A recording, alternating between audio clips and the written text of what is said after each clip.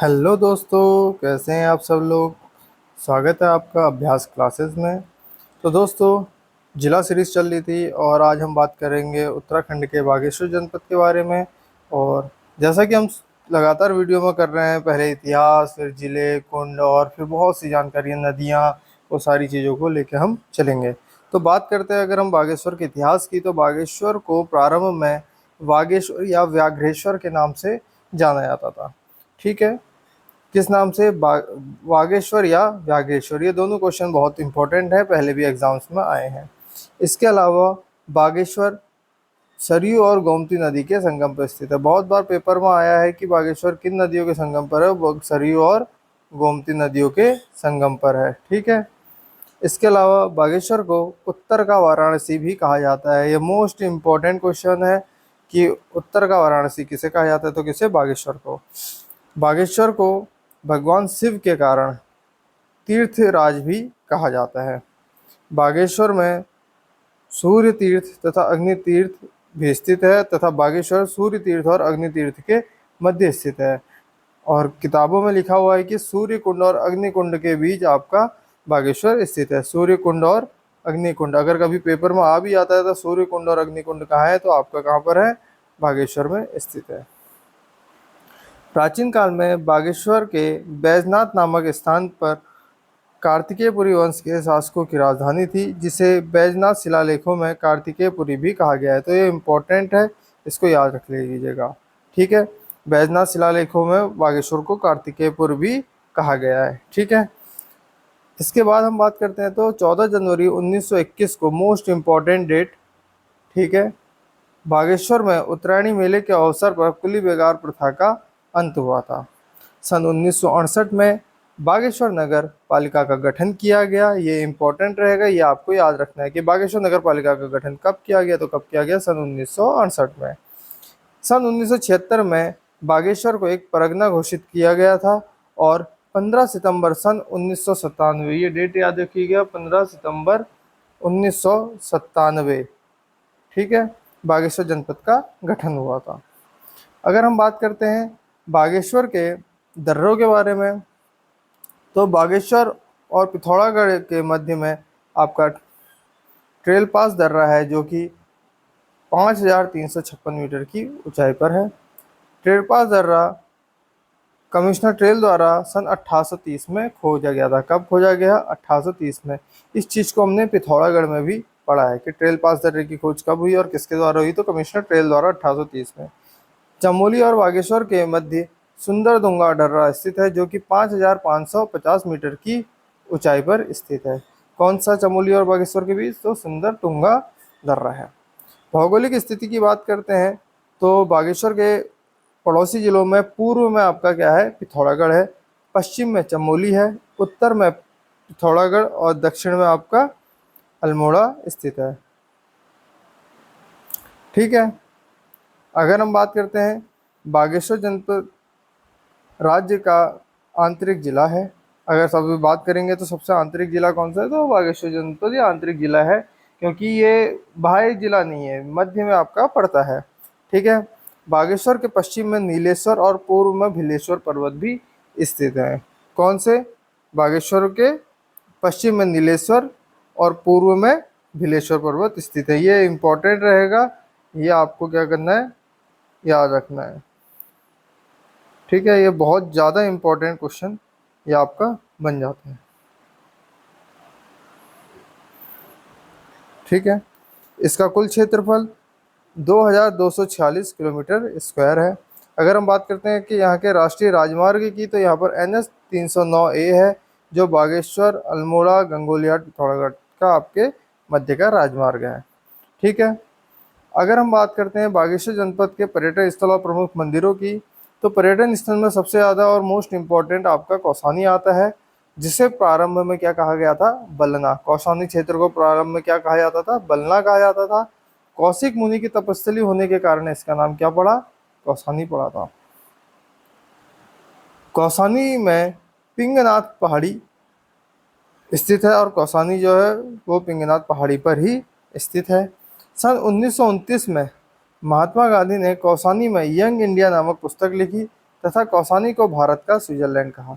अच्छा, यहाँ से क्वेश्चन आ जाएगा कि महात्मा गांधी भी आपका कहाँ पर उत्तराखंड आए थे, और कौसानी 1929 में उन्होंने कौन सी यंग इंडिया नामक पुस्तक लिखी थी। यंग इंडिया कब लिखी? 1929 में। और उन्होंने कौसानी को क्या कहा? भारत का स्विट्जरलैंड कहा। कौसानी में अनासक्ति आश्रम है जो कि गांधी आश्रम है, यहाँ जहाँ पर महात्मा गांधी ने अनासक्ति योग टीका लिखी थी। ठीक है, कौसानी में क्या है? अनासक्ति आश्रम है, और यहीं पर इन्होंने महात्मा गांधी ने अनासक्ति योग टीका लिखी थी। सन 1941 में गांधी जी की शिष्या सल्ला बहन ने कौसानी में लक्ष्मी आश्रम की स्थापना की। कौसानी में लक्ष्मी आश्रम की स्थापना किसने की? सल्ला बहन ने। ठीक है, जो कि गांधी जी की शिष्या थी। कब? 1941। तो एक क्वेश्चन क्या है, लगातार यहाँ से आ जाएंगे। ठीक है, कभी कोई सा भी क्वेश्चन आ सकता है। सल्ला बहन ने किस आश्रम की स्थापना करी? लक्ष्मी आश्रम। लक्ष्मी आश्रम की स्थापना किसने करी? सल्ला बहन ने। किसकी शिष्या थी? गांधी जी की। 1941 में लक्ष्मी आश्रम की स्थापना करी। ठीक है, 1941 में सल्ला बहन ने किसकी स्थापना करी? तो ऐसे क्वेश्चन आपके आ सकते हैं। मतलब क्वेश्चन को घुमाने का पैटर्न बदल सकता है, बाकी क्वेश्चन आपका यहीं से रहेगा। ठीक है, इसके बाद अगर हम बात करते हैं, हिंदी साहित्य के प्रसिद्ध कवि सुमित्रा नंदन पंत का जन्म भी आपका कहाँ हुआ था? कौसानी में ही हुआ था। और कौसानी में ही पिनाकेश्वर महादेव मंदिर भी आपका स्थित है। कौन सा मंदिर? पिनाकेश्वर महादेव मंदिर स्थित है। इसके अलावा हम बात करते हैं बागेश्वर में, तो बागेश्वर में पांडु स्थल है जो कि कुमाऊं और गढ़वाल की सीमा पर एक पर्यटन क्षेत्र माना जाता है, और माना जाता है कि यहाँ पर पांडवों ने अपना वास किया था। जब अपने वनवास के दौरान आए थे तो उन्होंने यहाँ पर आपका वास किया था। ठीक है, बागेश्वर में ही बागनाथ मंदिर है जो कि भगवान शिव को समर्पित है। बागनाथ मंदिर सरयू और गोमती नदी के तट पर है। बागनाथ मंदिर का निर्माण कत्यूरी शासकों ने करवाया था, लेकिन वर्तमान मंदिर का निर्माण चंद शासक लक्ष्मी चंद ने सन 1450 के आसपास में करवाया था। तो चंद राजा कौन? लक्ष्मी चंद ने। बाकी कत्यूरियों ने आपका बागेश्वर मंदिर का निर्माण करवाया था। ठीक है, बागेश्वर का बागनाथ मंदिर आपका किस शैली में है? तो किस शैली में है? नागर शैली में है। इसके अलावा बागेश्वर में बात करते हैं तो बागेश्वर में ही बैजनाथ मंदिर भी स्थित है। ठीक है, बैजनाथ मंदिर बागेश्वर के गरुड़ तहसील में स्थित है। कौन सी तहसील में स्थित है? गरुड़ तहसील में स्थित है। बैजनाथ मंदिर गोमती नदी व गरुड़ नदी के संगम पर स्थित है। ठीक है, कौन सी नदी? गोमती और गरुड़ नदी के संगम पर स्थित है। बैजनाथ मंदिर समूह का निर्माण 1150 में कत्यूरी शासकों ने करवाया था। कब? 1150 में कत्यूरी शासकों ने करवाया था। बैजनाथ के मुख्य मंदिर में आदमकद पार्वती की पत्थर की मूर्ति बनी हुई है। ठीक है, बैजनाथ मंदिर के बाद अगर हम बात करते हैं तो कोट भ्रामरी मंदिर की बात करते हैं। यह मंदिर बैजनाथ मंदिर समूह से लगभग 3 किलोमीटर की दूरी पर कोट भ्रामरी का मंदिर स्थित है। इस मंदिर में भ्रामरी देवी तथा नंदा देवी की आपकी मूर्ति स्थित है। इसके अलावा ही यहाँ पर श्री हरु मंदिर, चंडिका मंदिर और भद्रकाली मंदिर भी स्थित है। अगर हम बात करते हैं बागेश्वर जनपद के प्रमुख मेले की, तो सबसे पहला जो मेला आता है जो सबसे ज़्यादा इम्पोर्टेंट है, यहाँ का आपका उत्तरायणी मेला। तो ये सबसे ज़्यादा इम्पोर्टेंट रहेगा। इसको हम बात करते हैं उत्तरायणी मेला। यह मेला बागेश्वर के सरयू व गोमती नदी के तट पर, जो कि हमने अभी बता चुके हैं, बागनाथ, ठीक है, के तट पर हर साल मकर संक्रांति के दिन लगता है। उत्तरायणी मेले को स्थानीय भाषा में घुघुतिया त्योहार भी कहा जाता है। 14 जनवरी सन 1921 में बद्रीदत्त पांडे जी के नेतृत्व में कुली बेगा प्रथा को समाप्त करने का संकल्प यहीं पर लिया गया था। सन 1929 में गांधी जी ने यहाँ पर स्वराज भवन का शिलान्यास किया था। गांधी जी ने यहाँ पर स्वराज भवन का शिलान्यास कब करा? तो 1929 में। इसके अलावा यहाँ पर कोट की माई का मेला, जिसे कोट मेला भी कहा जाता है, वो लगता है। यह मेला कोट भ्रामरी मंदिर में लगता है। कहाँ पर लगता है? कोट भ्रामरी मंदिर में लगता है।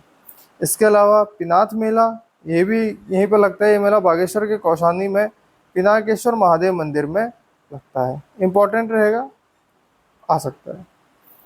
अगर हम बागेश्वर जनपद की बात करते हैं तो यहाँ के नदी तंत्रों को नहीं छोड़ सकते। अगर हम यहाँ की नदी तंत्रों में बात करते हैं तो सबसे पहले सबसे इम्पोर्टेंट नदी आएगी कोसी नदी, जिसका उद्गम स्थल कौसानी बागेश्वर माना जाता है। कोसी नदी बागेश्वर, अल्मोड़ा, नैनीताल, उधम सिंह नगर से होते हुए सुल्तानपुर नामक स्थान पर से राज्य से बाहर निकल जाती है। वह उत्तर प्रदेश में रामगंगा से मिल जाती है। ठीक है, ये आपका पूरा ये क्षेत्र करता है, और कोसी नदी पर ही रामनगर, ठीक है, यहाँ से आपको ये रामनगर भी आपकी जाती है, ठीक है। अगर हम बात करते हैं पुराणों में इस नदी को आपका किस नाम से जाना जाता था, तो पुराणों में आपका इस नदी को कोसिला या कोसी की नदी के नाम से भी जाना जाता था। ये इंपॉर्टेंट रहेगा, कोसिला या कोसी की नदी के नाम से किसको जाना जाता था, कोसी नदी को जाना जाता था, ठीक है। ये इंपॉर्टेंट है, आपको ये क्या करना है, याद रखना है, ठीक है। इसके अलावा हम बात करते हैं तो बहुत सी चीज़ें हैं जो हमें याद रखनी है। अगर हम बात करते हैं कोसी नदी की, तो कोसी नदी को कुमाऊं का धान का कटोरा भी कहा जाता है। कुमाऊं का धान का कटोरा किसे कहा जाता है, तो किसे कहा जाता है, कोसी नदी को कहा जाता है। कोसी नदी पर ही रामनगर का जो आपका गिरजा देवी मंदिर है वो भी आपका कोसी नदी के तट पर ही स्थित है। इसके अलावा अगर हम बात करते हैं पिंडर नदी की, तो पिंडर नदी पिंडारी ग्लेशियर बागेश्वर से निकलती है, और इसका संगम कर्णप्रयाग में अलकनंदा नदी से होता है। इसे आप कैसे याद करेंगे, कब करके याद करेंगे, कर्णप्रयाग में आपका पिंडर का अलकनंदा नदी से संगम होता है। सरयू नदी की बात करते हैं, तो सरयू नदी का उद्गम स्थल बागेश्वर के सरमूल नामक स्थान से होता है, तथा पंचेश्वर जो कि काली कुमाऊं क्षेत्र है, ठीक है, के निकट यह काली नदी से मिल जाती है। सरयू नदी की सहायक नदी गोमती नदी है। गोमती नदी बागेश्वर में सरयू नदी से मिल जाती है, ठीक है। इसके अलावा अगर हम बात करते हैं यहाँ के प्रमुख ग्लेशियरों की, तो बागेश्वर में मैकतोली ग्लेशियर, सुंदरडुंगा ग्लेशियर, सुखराम ग्लेशियर और कफनी ग्लेशियर स्थित है, तथा यहाँ पर आपका पिंडारी ग्लेशियर है जो कि राज्य का दूसरा सबसे बड़ा ग्लेशियर है। राज्य का दूसरा सबसे बड़ा ग्लेशियर आपका पिंडारी ग्लेशियर है। अगर प्रमुख कुंडों की बात करते हैं, तो यहाँ पर देवी कुंड और कुंड आपके दो कुंड भी हैं। इसके अलावा प्रमुख बुग्यालों की बात करते हैं, तो बागेश्वर का आपका कफनी बुग्याल काफ़ी फेमस है। यहाँ पर दुर्गा कोट की चोटी है। बागेश्वर स्थित सुंदरडुंगा घाटी में दुर्गा कोट की चोटी स्थित है। कुमाऊं रेजिमेंट और नागा रेजिमेंट के पर्वतारोही दल ने 30 सदस्यों ने बागेश्वर स्थित सुंदरडुंगा घाटी में दुर्गा कोटी चोटी को फतह किया था, ठीक है। कौन कौन सी, कुमाऊं रेजिमेंट और नागा रेजिमेंट, इन दोनों को आपको याद रखना है। कौन सी, कुमाऊं रेजिमेंट और नागा रेजिमेंट के पर्वतारोही दल ने 30 सदस्यों की जो टीम ने बागेश्वर के सुंदरडुंगा के दुर्गा कोट चोटी को फतेह किया था। अगर हम बात करते हैं यहाँ के प्रशासनिक ढांचे की, तो यहाँ की विधानसभा सीट में हमारे पास बागेश्वर और कपकोट मिलता है, जिसमें बागेश्वर आपका SC सीट है। विकास खंड की बात करते तो यहाँ पर बागेश्वर, गरुड़ और कपकोट है।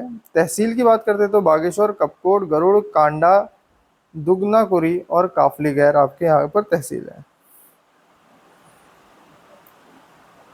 अगर यहाँ की जनसंख्या के बारे में बात करते हैं, तो यहाँ पर 2,59,898 आपकी जनसंख्या है, और जनसंख्या घनत्व की बात करते हैं तो 116 है। लिंगानुपात 1090 है, जिसमें शिशु लिंगानुपात 904 है। साक्षरता 80.01, पुरुष साक्षरता 92.33 तथा महिला साक्षरता 69.03% है। तो ये सारी चीज़ें थी बागेश्वर की। तो आज इतना ही रखते हैं, और बागेश्वर से या इससे रिलेटेड अन्य और चीज़ें हम अन्य वीडियो में भी पढ़ेंगे, ठीक है।